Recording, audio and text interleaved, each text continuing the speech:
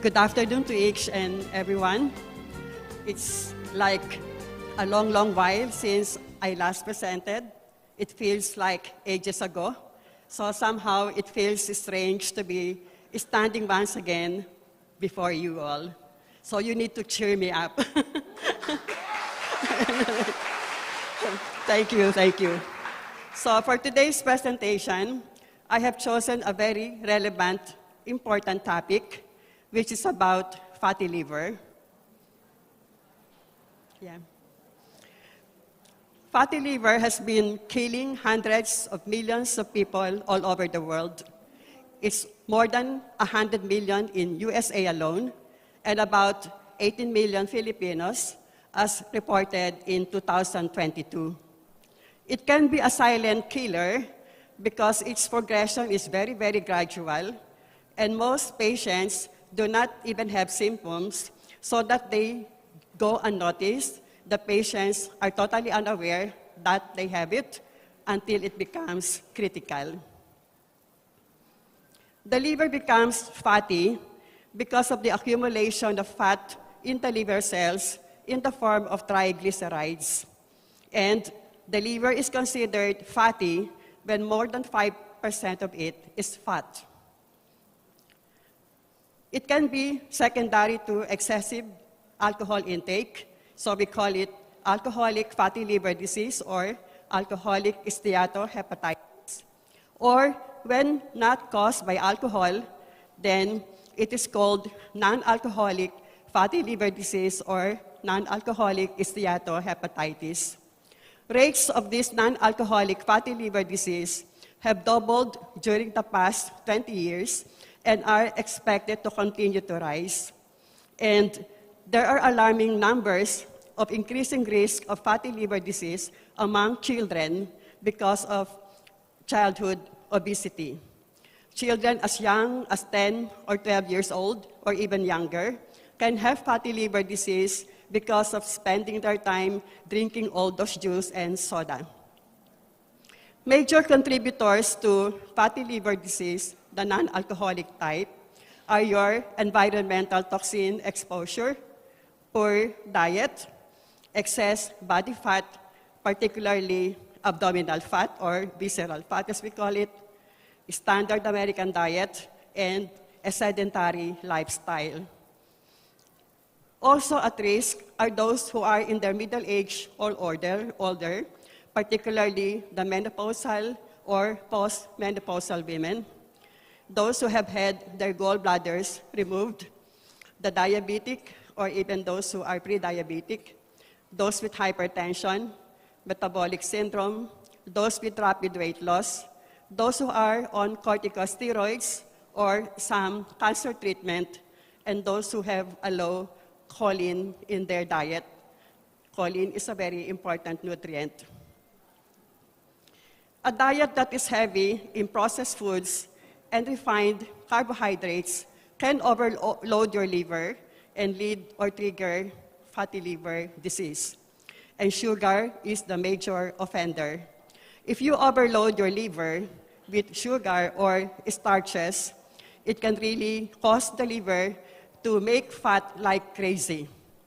However, fructose, especially of the high corn fructose type, can really drive or trigger your liver into overdrive and really turn on the fat production.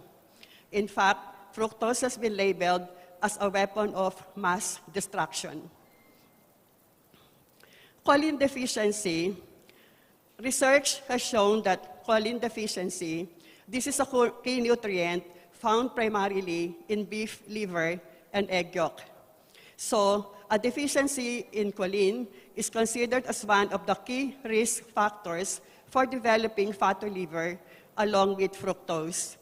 But again, it has been found out that choline deficiency is an even more significant trigger for fatty liver disease than fructose. And if you combine a low choline diet with excessive fructose intake, it will. So if you combine a low choline diet with excessive fructose intake, it can assure you, it can almost guarantee you that you will have fatty liver at some point. Choline is found richly in egg yolk. Remember that the egg yolk is the healthiest part of the egg. It is the most nutrient-dense, antioxidant-rich, vitamin and mineral-loaded part of the egg. It is so full of vitamin Bs, choline, lutein, vitamin A, and those eggs that come from free-range chicken are overloaded with omega-3 fatty acids. Some people fear eating egg yolk for fear that their cholesterol or bad cholesterol will increase. Partly true, but primarily not true. Because it can really increase your liver, the low-density lipoprotein or the bad cholesterol to some extent.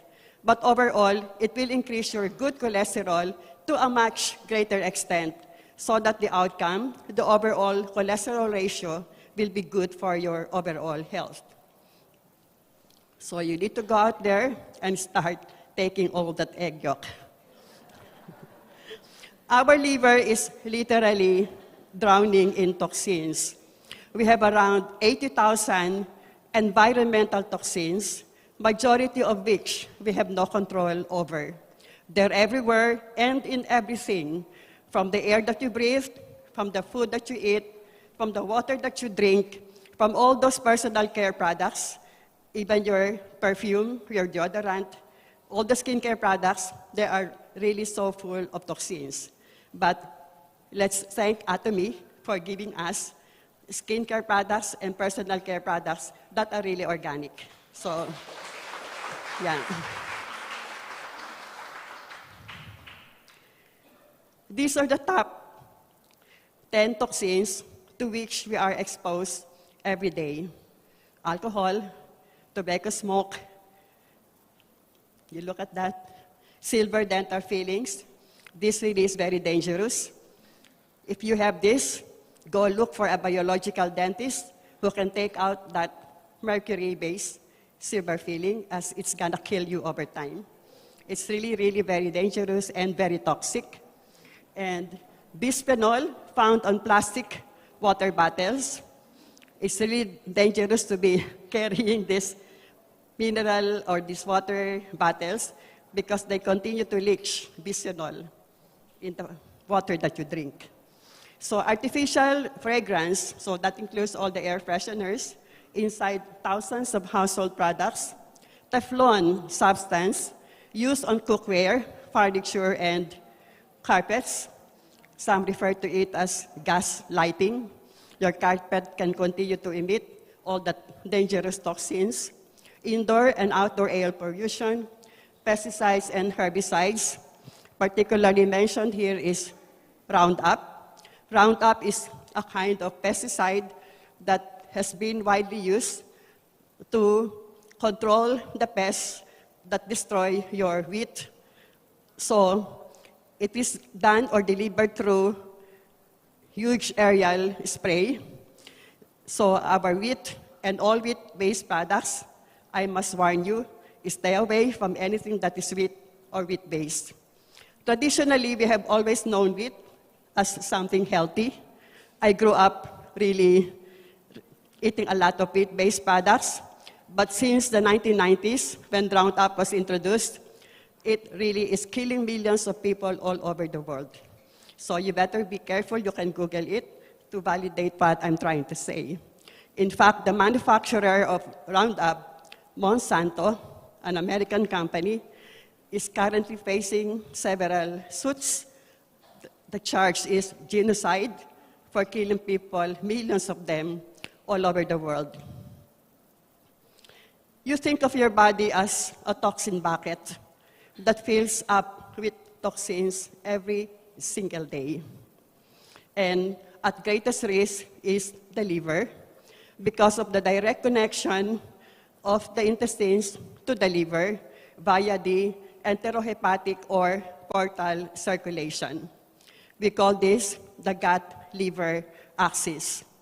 Anything in your gut, if it crosses through the lining of the intestine, gets into the bloodstream, of the portal circulation or the enterohepatic circulation, they will all end up in the liver.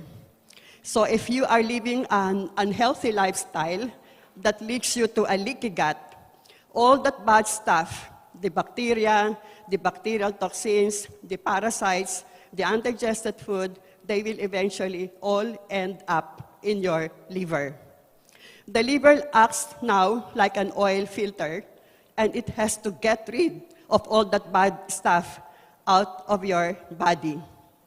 The liver now starts to segregate between the good and the bad stuff. It is really our body's center, major center for detoxification. It will separate the good from the bad stuff. The good stuff, like the nutrients, the liver will retain and eventually allow to be released into our main systemic or arterial circulation for overall body distribution. The bad stuff, like the harmful toxins, have to be cleared, and the liver sends them back into the intestines to be pooped out. And who does that? The bile. The bile carries 80% of the toxins from the liver for them to be brought back to the intestine for final moving out. So, if you have a damaged liver, or a fatty liver at that, your liver now becomes like a dirty oil filter that continues to leak all that bad stuff into your main systemic arterial circulation. All that bad stuff will eventually end up in your brain and in your other organs of the body, triggering inflammation everywhere. And I'm sure by now you know and understand fully well what the repercussions are of chronic inflammation. If that remains unchecked, that systemic inflammation can lead to a lot of chronic health conditions, all the autoimmune disorders, all the diseases like diabetes, hypertension, Alzheimer's, psoriasis, even cancer, metabolic syndrome, chronic kidney disease. So let us all remember that there is really a very deep connection between your liver and all these chronic health conditions we're dealing with in our present world. Remember that 80% of the causes of global deaths all over the world are these non-communicable diseases or the lifestyle diseases, meaning they are diseases which we acquire through how we live our lives. These are the different stages of non-alcoholic fatty liver. The initial stage is your NAFL, or the non-alcoholic fatty liver, or simple fatty liver, where there is no inflammation yet, and therefore it is really easily reversible. Over time, if left unchecked, it can lead to NASH, or non-alcoholic steatohepatitis, where there is already inflammation and eventually leads to fibrosis or scarring, cirrhosis, and ultimately cancer. Often, people who have fatty liver experience little or no symptoms at all. But if they do have, mostly it is in the form of some kind of body fatigue, pain in the right upper abdomen, or brain fog. Brain fog, you cannot think clearly, you cannot decide clearly, there could be some kind of a memory loss. Over time, symptoms may increase to include excessive fatigue, weakness, failure to eat or loss of appetite, weight loss, jaundice, etc. Remember that even children, as I have told earlier, can end up with non-alcoholic fatty liver from spending their childhood drinking all the soda and juice. And even thin people can develop fatty liver. It's not just the overweight people. You need to have a very high index of suspicion. You need to start looking at your liver, particularly when there are health issues that just won't go away. Like, for example, persistent constipation, heartburn. It could be memory loss, dementia, weakness that just don't go away. Don't dismiss them or ignore them, thinking that it's just maybe growing old makes you feel this way. So we all blame the aging process in how we feel. Let us remember that it is the toxic overload, the toxin load we are exposed to every day. It is what that makes us feel sicker, older, and less energized. So you have to be very highly suspicious. You go check your liver, the liver function test. You have the SGOT, the SGPT. This SGOT and just SGPT, these are a measure of liver cells that are dying. When your liver enzymes, SGOT, SGPT, are elevated, it means your liver cells are dying. They're opening up and releasing all those enzymes. And then remember again, you may have the fatty liver, but it is not always that you will find the liver enzymes as elevated. So again, based on your clinical symptoms, the liver function test may look normal, but if you really feel off, you don't really feel well, then you better start supporting your liver. There are natural liver health support strategies to manage this illness, but essentially, there are two most important steps that we need to keep in mind to protect your liver from being damaged by the daily toxic load. The first step is to detox. Get rid of that toxin. Try to avoid or reduce toxin exposure by eating organic whenever possible. Eat the smaller fish, not the bigger fish. The bigger fish, more likely, will be more contaminated with mercury, arsenic, lead, etc. Limit use of single-use plastics, including bottles. Avoid plastic food containers. Upgrade to glass containers and steel water bottles. Avoid smoking or vaping. Reduce stress and give your body time to rest, sleep, and recover. Get rid of all those toiletries, all those products which might have hidden toxins and chemicals in them. Whenever you detox, keep in mind, you have to make sure that all your elimination channels are open. These elimination channels include, of course, your bile flow, as it carries 80% of the toxins out through the intestine. The toxins also get out through our colon, through our skin, through our lungs, and through our kidneys. So, again, be mindful of all these elimination channels. Make sure you are exercising regularly, so you sweat out your toxins. You do breathing exercises, so you breathe out your toxins. You're drinking enough water, and by enough means at least 50 ml per kilo per day. If you don't meet that, then for every single day that you miss out on your required intake, eventually you can get chronically dehydrated. And when you're chronically dehydrated, it can cause a lot of very basic complaints like headache, vertigo, dizziness, some kind of a migraine attack, which is really just secondary to lack of water intake. So you have to drink enough water, so you pee out the toxins. You have to make sure you are not constipated, so you move out your toxins through your intestines. If these elimination channels are not open, the toxins will not be moved out of your body, and what will happen? They get reabsorbed through the small intestine and back into the bloodstream. They get recirculated, only for you to end up in an even worse condition. I have encountered some of these patients who were referred to me with psoriasis, initially improved with the initial detoxification, but eventually got worse. So when it came to the point that it was getting worse, I have to discuss lengthily with the patient how open are your elimination channels and how healthy is your liver. And so that really did the trick.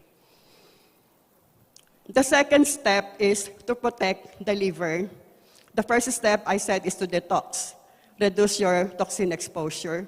The second step is to protect your liver, not only by eating healthy, but by taking all the necessary liver supplements that will restore your liver function, help your liver repair whatever existing damage there is, and prevent any future damage. First in the list is our spirulina. Spirulina is a very nutrient-dense supplement. It is so full of all the essential amino acids, and these amino acids are the building blocks for enzymes, which is how detoxification happens. This is how toxins get detoxified through enzymatic alteration, so you need all those enzymes. Spirulina has 5 major antioxidants, and that includes your chlorophyll. Chlorophyll helps the liver get rid of toxins and chelate all the harmful metals. You have your enzyme, our digestive enzyme. You have to have a healthy digestive system for your liver to be healthy. If your digestive system is unhealthy, then it can kick off a domino effect that can hurt your liver in a big way. If you are not properly digesting your food, then that food becomes also not properly absorbed, and you can end up also nutritionally being compromised. So you might be thinking you're eating healthy by taking in all those vegetables, but if they are not properly digested, then your nutrients are not being properly absorbed. Vitamin C, this is a very potent antitoxin, antipathogen, and as a prototypical antioxidant, it can help repair the liver by controlling inflammation. Vitamin C also helps support glutathione, which is our body's master antioxidant and a huge detoxifier in itself. Vitamin C also helps thin the bile to prevent bile stone formation. Milk tea cell, this is considered as the king of liver health herbs because of its very potent antioxidant property. The liver, as it gets rid of the toxins, can get hurt through the release of the free radicals. And this is where the antioxidants of the milk tea cell come to the rescue. Milk tea cell is indeed a powerhouse or a detoxification powerhouse capable of controlling liver inflammation and flushing out the toxins. It not only reverses but regenerates the liver. It not only helps but heals the liver. And be thankful that our brand of milk tea cell has rhodiola in it. Rhodiola, just like your ginseng, it is a very good adaptogen. When you talk of adaptogen, it means it can help your body control or respond to stress better. This is very important as it has been proven that chronic stress is directly linked to the development and progression of liver disease. So that learning how to manage your stress is very critical for liver health. Omega-3, a very powerful anti-inflammatory supplement, can help reduce the fat content and favorably modifies the lipid profile, which underlines the hepatic dysfunction. We all love omega-3. I take omega-3 6 capsules every single night. I don't have any health issues.